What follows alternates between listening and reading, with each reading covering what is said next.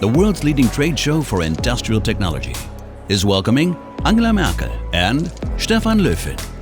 On the SAP side, Christian Klein introduces them to new innovative technologies which are changing the way human and machine interact. Sehr geehrte Frau Bundeskanzlerin, sehr geehrter Herr Ministerpräsident Löfven. Machine learning and artificial intelligence are on the rise, but the human factor is still at the center.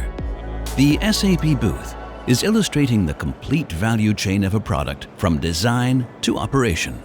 Let's have a look at one showcase together, eye tracking.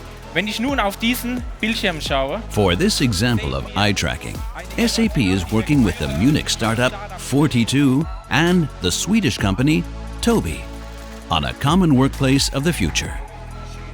SAP software can be controlled with the eyes, which makes daily tasks simple, intuitive, but above all, more efficient. Another technological advantage will be the improved ergonomics in the workplace. Imagine saving up to 8,000 clicks in the daily mouse and keyboard marathon in front of the computer. A short demo shows us the potential of hand-free operation.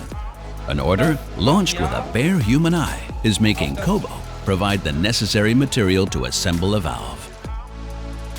We have seen what technology can do, from inclusion of people with disabilities over ergonomics at work to intelligent manufacturing.